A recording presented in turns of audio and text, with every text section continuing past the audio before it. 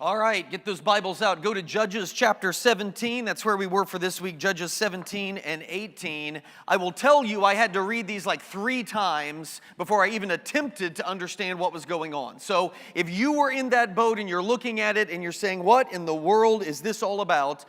I'm there too, which may not be encouraging to you, I don't know. But before we get into all of this, whoa, there's the table. Before we get into all of this, I need to let you know that next week I will not be here. Okay, it's the last week before school. I have to go and try to center myself and find myself for facing the children for another year. So I won't be here next Sunday, and so I don't really care what you read for next week. You can read whatever you want to read, but for 2 weeks from now, I need you to read Judges 19 through 21. We'll finish it off then that following week. Next week, Rick is going to preach, Rick Keck, which I was going to have him just finish Judges, and then I thought I don't trust him to finish Judges the way it needs to be finished. Have you ever read Judges, Rick? No. All right. So because of that, Rick will do his own thing, and then I'll come back and we'll finish up Judges. But I do hope that you come next week. Rick was the preacher at the church that I grew up in, and you'll see why I'm a little nervous, because I do want you to want me back then the following week, but it'll be great. So anyway, I also want to warn you that Judges 19, it's a doozy. Just so if you've read ahead, I tend to believe that this may be the most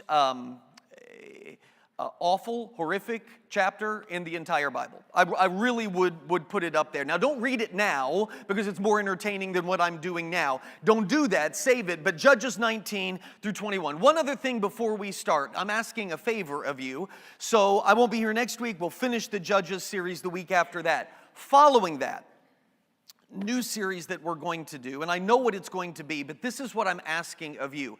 Jason mentioned at the start of the service, in the back of the seats is that connection card. They look like this. If you unfold it, on the back of it, there's a bunch of lines for prayer requests. Like last week when Linda came forward and asked for prayer for a couple in our church. Some of you may not be comfortable coming forward, but you do have serious prayer requests. That's what that's for. Put that in the offering plate. Preaching is great and all of that, but the whole point of this is we're God's family and we lift each other up in prayer. We can't do that if we don't know about it, so that's what that's for. If you don't have a prayer request, I still would encourage you. This is the favor that I'm asking you, okay? I know that I do an excellent job at what I do. I'm fully aware of that. However, I do want to do a good job. And on the back of the bulletin, like for this whole series, I've tried to give you reflection questions. I don't know if you've even looked at those. I don't know if you've gone over those. I don't know what's beneficial to you. So what I'm asking you to do is, if there is something that you think, man, I wish he would do this, whether that's, I wish that he would provide other readings that corroborate and go along with what the sermon was. I wish that there was a reading plan for the whole week, like read this on this day and this on this day. I wish that there was like small group material that my family could do together. If you have any of those suggestions of things that I can do to enhance the discipleship that happens through the teaching here, I'm wanting you to make those suggestions. Do not put on there, learn how to drink from a water bottle. Don't put on there, slow down, don't talk so fast. None of that's changing. But if there's things that I can do as far as discipleship, I really would like to know what that would be. You remember the series that Jason and I shared? It was like last year or something, and there were the little booklets, and each week there was, and that, if that's helpful, tell me that, but put that on there and drop it in the offering plate, and don't be a smart aleck, all right?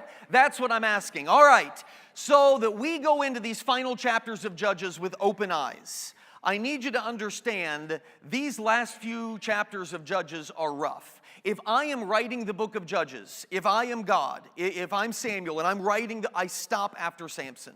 To me, that was the culmination of everything that we talked about. He was the final judge, and that's where I would end it. But for some reason, and there is a reason, God includes these last few chapters of Judges. So what is that reason, and what are we to get out of them? What we have seen throughout the entire book is the pattern of how God would save these people. And we've gone over the pattern, right? They fall into sin, and then God, in His mercy, and remember it's His mercy, allows them to be oppressed. How in the world would it be merciful to be oppressed? Because only in that oppression do they have the scales fall from their eyes, and they're shaken to their awareness of their sin, And what do? They cry out to God for deliverance. He raises up a judge. And notice that all of those judges are really weak individuals, which means only God can get credit for their deliverance. And it makes those people realize God is God.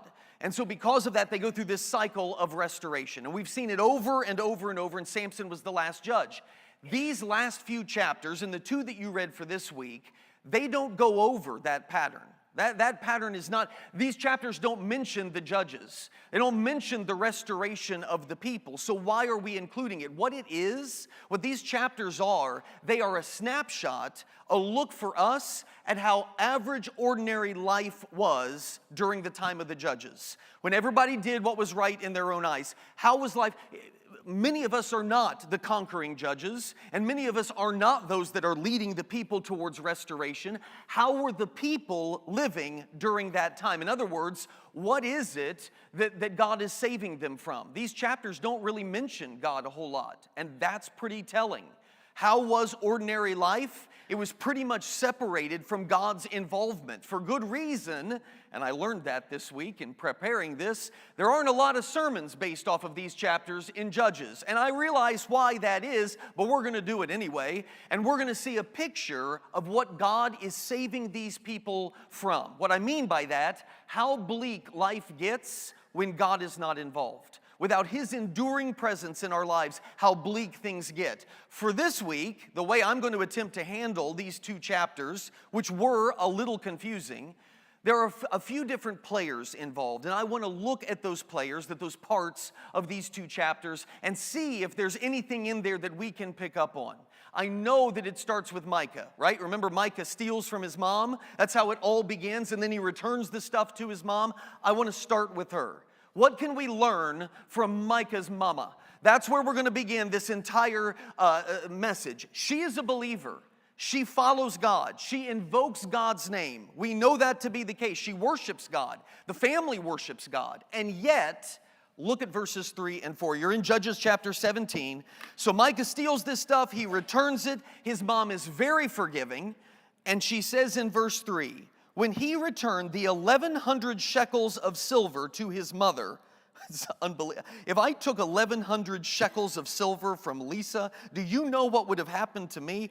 She said, this is what mom says back, I solemnly consecrate my silver to the Lord for my son. Okay, so what that's saying is, make sure you get this, I am going to dedicate this money to God. I'm going to give it back to my son in a way that leads him to the Lord. That's what she's saying. I solemnly consecrate my silver to the Lord for my son to do what? To make a carved image and a cast idol. I will give it back to you. So he returned the silver to his mother, and she took 200 shekels of silver and gave them to a silversmith who made them into the image and the idol. And they were put in Micah's house. So this is a believer. She is a believer and a follower of God who does what? She has an idol made to the Lord. Make sure you understand what that's saying. She's making this idol to give to her son so that her son can worship God through the idol. That he can have something in his home that he can then worship God through. Do you realize what she's doing right here?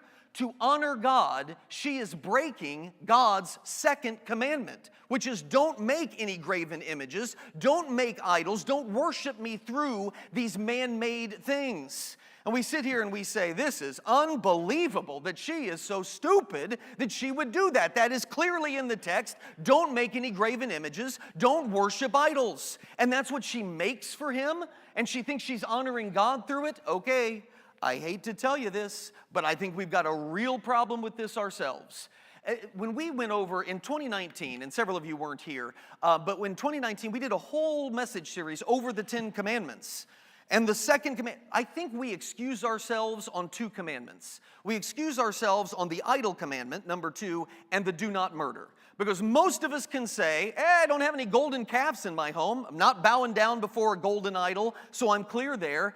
And, as far as I remember, I haven't murdered anybody recently, so I'm good there. And what we saw in that series, of course, was that we're not nearly as good as what we think we are when it comes to those 2 things. But we believe I don't have any golden calves, therefore I'm not violating this idea. Okay? some people take this to the extremes. Okay, some people will take the second commandment and say you can't have any image of Jesus. So those little pocket Jesus that you carry around with you, that's the plural of Jesus, just so we're clear.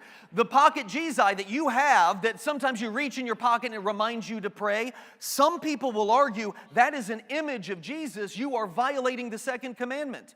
You have a picture of Jesus in your home, you can't do that. You watch The Chosen, where somebody represents Jesus, you shouldn't do that. That's violating this, and they're very sincere in their belief in that regard. I started a ministry, and some of you know this because you're part of it, online, where it's just throughout the week I'll send like video clips and podcasts and written commentaries, and I called it Dashboard Jesus. Like it's our little dashboard Jesus, and he's on the dashboard as we drive through life. I thought it was clever. I got an email from somebody right away. How dare you? How dare you? This is violating the second commandment. You shouldn't have a little image. And he's so cute. He bounces up and down. He's our little dashboard Jesus. And it's available at dashboardjesus.net. Anyway, should have had the camera zoom in on that for a limited time. Anyway, are we violating this second commandment by having these types of images?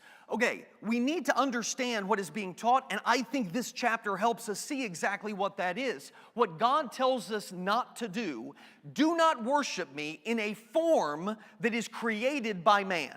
In other words, if I form my little dashboard Jesus and I worship God through that image, then that is violating the commandment. Remember, that's what the golden calf was. When Aaron makes that golden calf, it is for the Israelites to have something tangible that they can worship God through.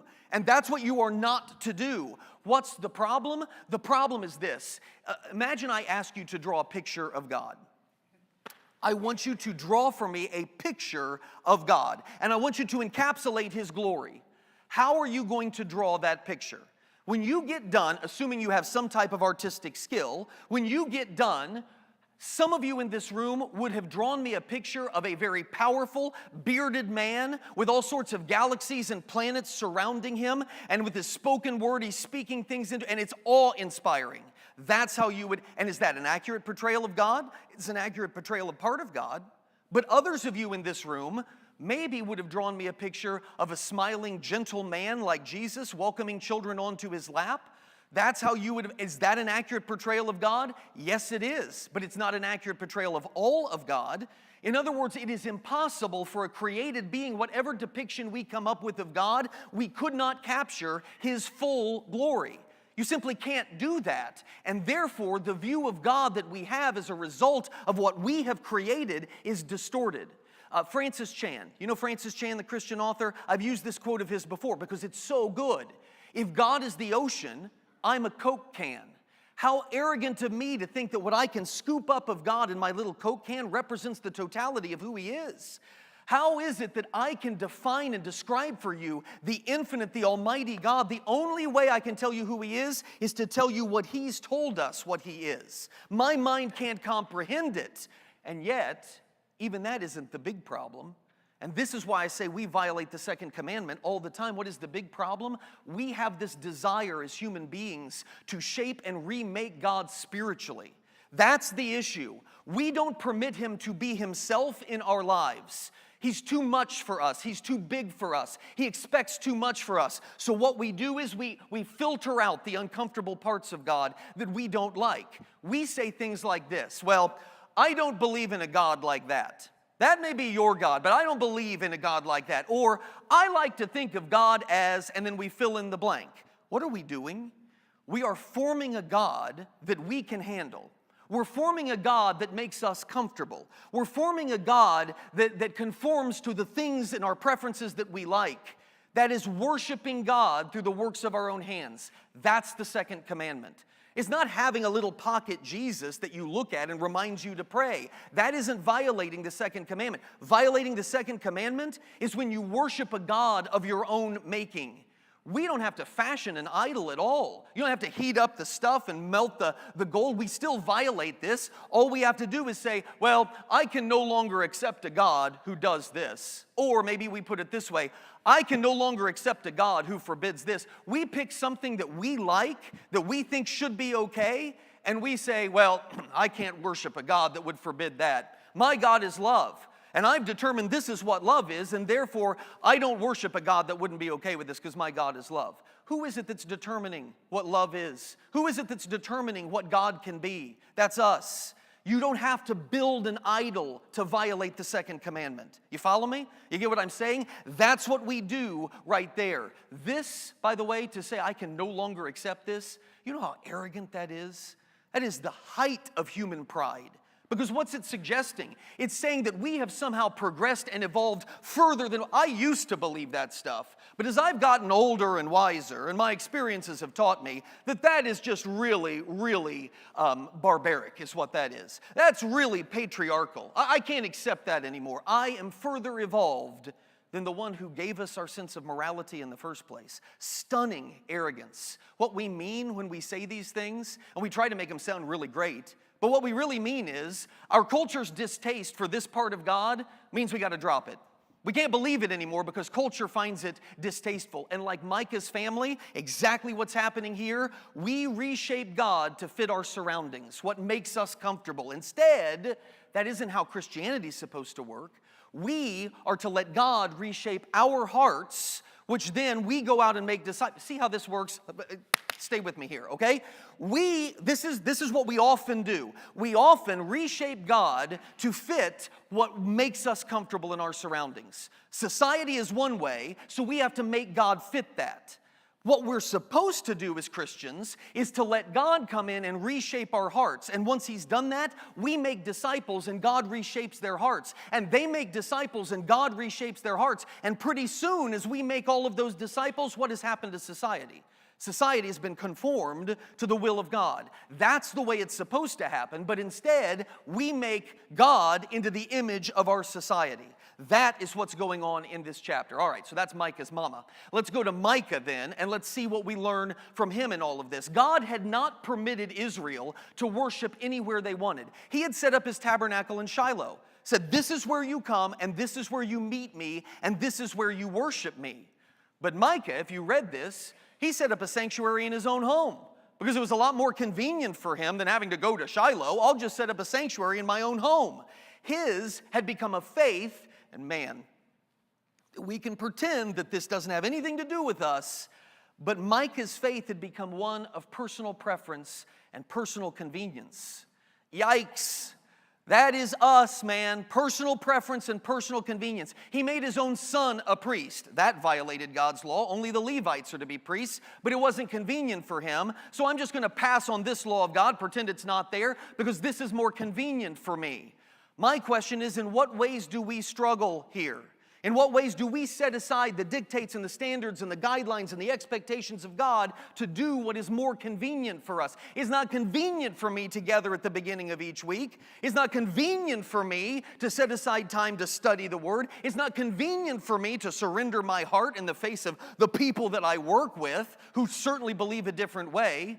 We often let our experiences and our reason in our head, we let that define our faith. You remember when Jude wrote this? This is a really important point. Jude wrote to us and said, "Dear friends, although I was very eager to write to you about the salvation we share, I felt compelled to write and urge you to contend for what? The faith that was once for all entrusted to your experiences? That was once for all entrusted to your feelings? That was once for all entrusted to whatever's convenient for you? No, that was once for all entrusted to the saints in what form? The written word. God has revealed His word and His truth. Ours is a revealed faith, and that's what we're to contend for. It's not one that is reliant on your feelings, on your mood, or on your desires. God says, worship me as I am. He does not say, worship me as you want me to be. You see the difference? God says, worship as my heart dictates, and I'm revealing that to you. This is how you are to worship me. Worship me as my heart dictates. He does not say, worship me as your heart suggests. Which one of these are we? God says, I am that I am. How do you define God? You can't. He just is. He is the ultimate, capable of self-definition. He does not say, I am whoever you want me to be. God does not ask you your opinion of him and then morph himself and change into whatever it is that pleases you at that moment. Listen, Christians, God is not here to please you. He is here to be pleased by you and worshiped by you. That's the God of Christianity. Micah wanted a God that was convenient to worship. That's what's meant by verse 6, by the way, if you look at it, where it says, in those days Israel had no king, everyone did as he saw fit. Whatever is convenient for me, that's what I'm going to do. This, by the way, does not have to be a conscious rejection of God. To say I'm going to do as I see fit, it doesn't mean you have to say, well, that's it, I'm done with God, I'm just going to be an atheist. I'm just going to be a non-believer, or I'm going to chase after this over here. You don't have to do that. It doesn't even mean you have to stop calling on God. People do this and still call on God in desperate hours. People still do religious activity, but it isn't rooted in the biblical God. Here's what I mean by that. If you think about it, Micah had a shrine in his own home. Does that not look committed?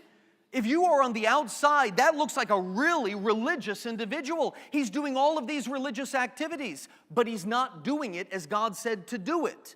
You see the distinction? I want to say that again because some of you are fading. I can see it on your faces, and I'm not going to put up with it. Micah looks religious because he's doing all of these religious things, but it isn't tied to the biblical God, and it's not an obedience to his word. He's not following God. He's following a conception that he's created of a God that he wants. So it doesn't matter that he looks religious. You know what else looks religious?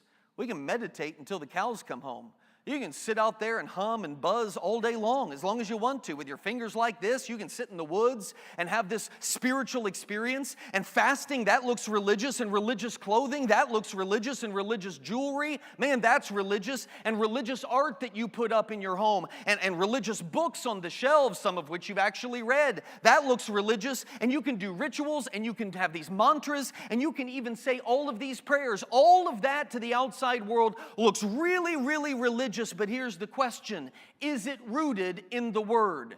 Are your prayers in obedience to the character of God as He has revealed it? Is the meditation meditating on what He has revealed of Himself? Or is your meditation about your own experiences and feelings and all of that? If it is, then it's Micah's religion, and it isn't Christianity.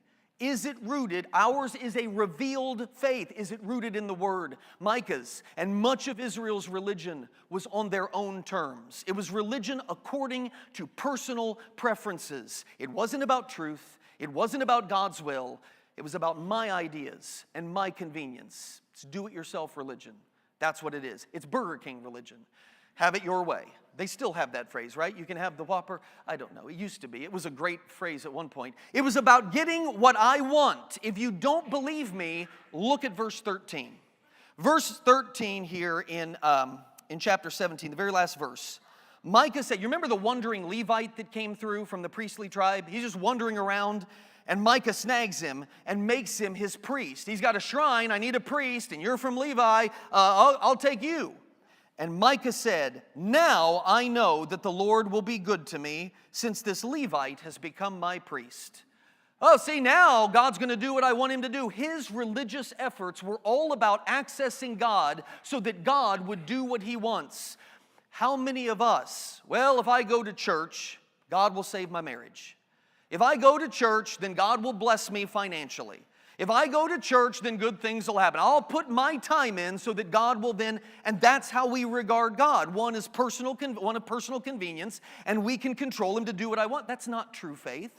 That's Micah's faith. It's not true faith. True faith is giving God access to your heart so that he will use you as he wants. You got that, right? True faith is not accessing God so he will do what you want. True faith is accessing God and giving him control of your heart to allow him to do through you what he wants to do. Do-it-yourself religion is all about getting God to serve you. But true faith, the gospel faith, is getting your heart to serve God.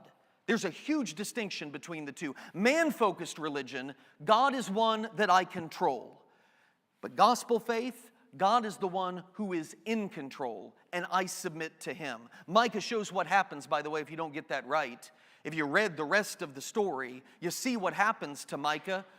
He's left with a God who can't help him, who can't save him, and who can't bless him. You may think that you're outsmarting the system by worshiping a God of your own making, but eventually it will happen where you are left with nothing.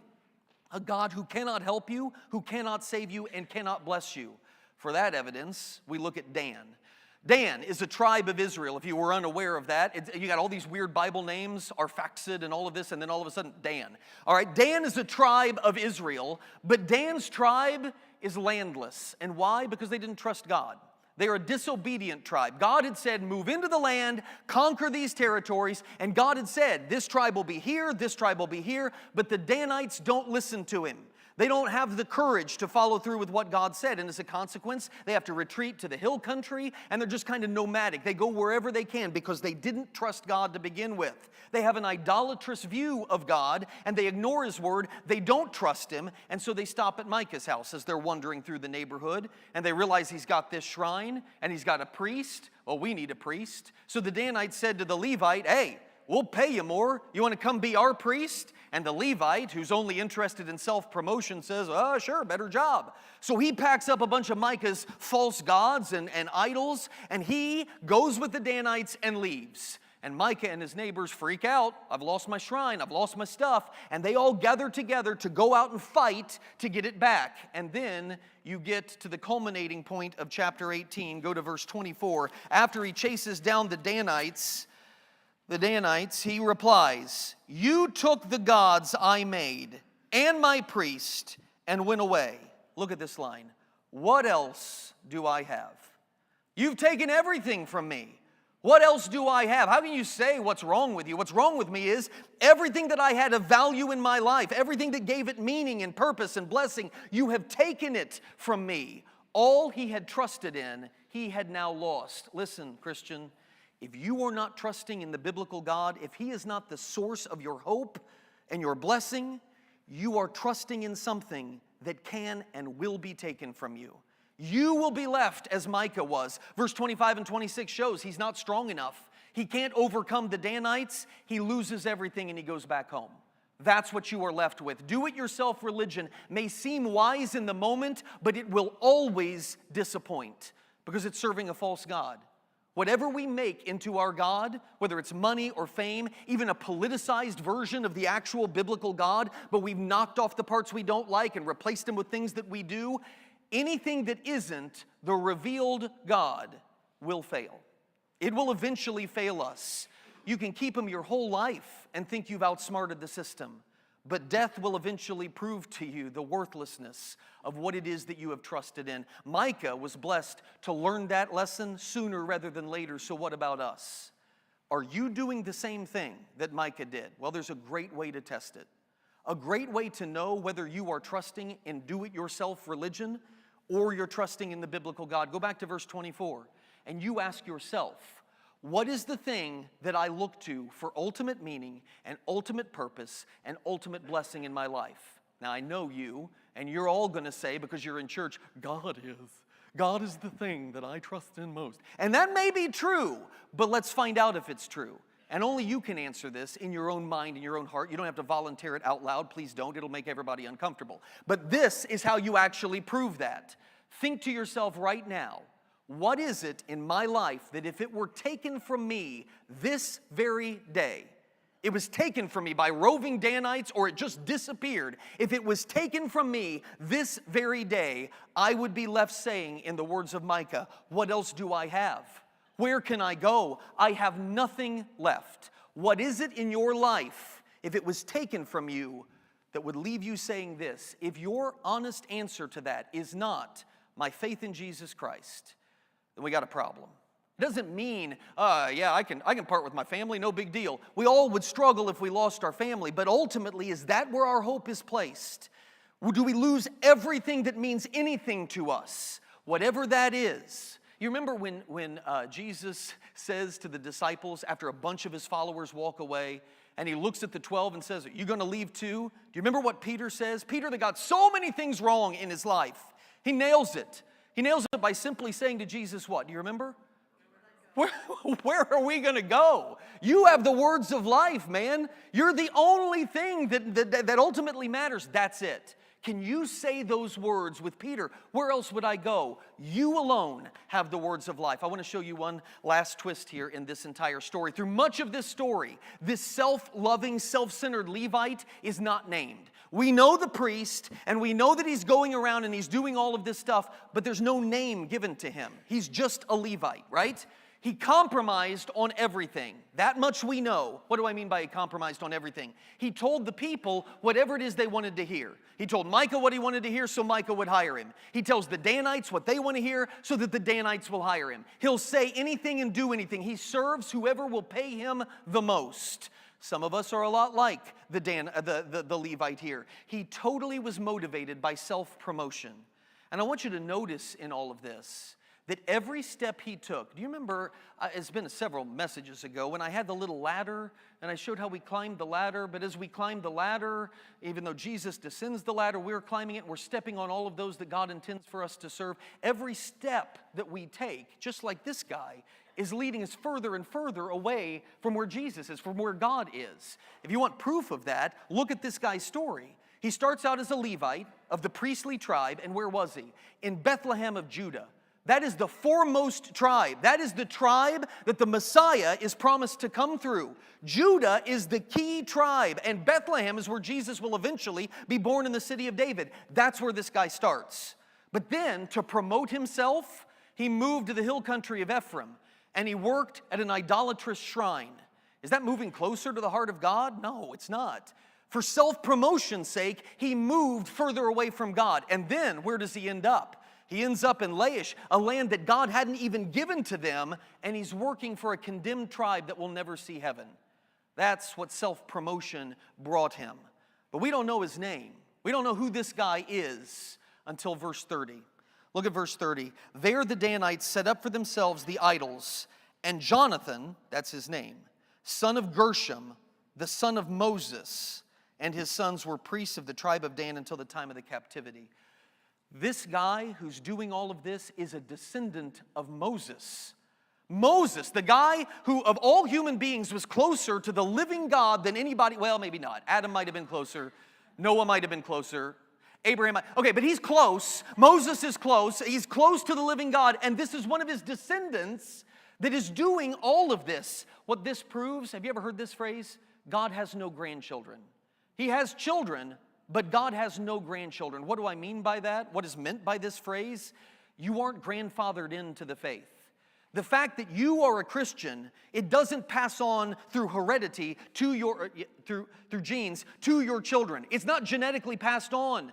Your children don't inherit the faith that you have, and you don't inherit the faith that your parents have. It doesn't work that way. Every one of us must be personally and individually adopted into the family of God, and it's open to all of us to accept that adoption as sons and daughters. But it isn't something that is guaranteed. It reminds me of the quote, Don Carson, the Christian thinker and teacher. One generation knows the gospel. The next generation assumes the gospel, and the third generation loses the gospel. My question is, where do you fit in this? Which of those generations are you? Are you ensuring that you are of the generation that knows the gospel? By the way, if you don't believe that quote, just ask Moses, who was so close to God, and look at where his descendant ended up. Look at verse 31 as we finish this. They continued to use the idols Micah had made all the time. This line, all the time the house of God was in Shiloh. The whole time. Do you get what this is amazing. God had made it possible for those people to approach him, to worship him, to know him, to live with him. He made it possible. The living God, come to Shiloh, worship me, live with me, be near me. Shiloh should have been the focus of these people's lives. Should have been. But instead, they chose what was convenient. They chose do-it-yourself religion. Religion their way. My question is, what about us? Because God has done the exact same thing for you and I. He has made it possible for us to approach him, to worship him, and to know him intimately. How? Not by going to Shiloh, but he's made it possible through the word that has become flesh and made his dwelling among us. And not only that, through the cross, made his dwelling and the work of the Holy Spirit in us. We are privileged in a way that these people weren't, to have the living God inside of us. Is He where we are centered? Is He the focal point of our faith?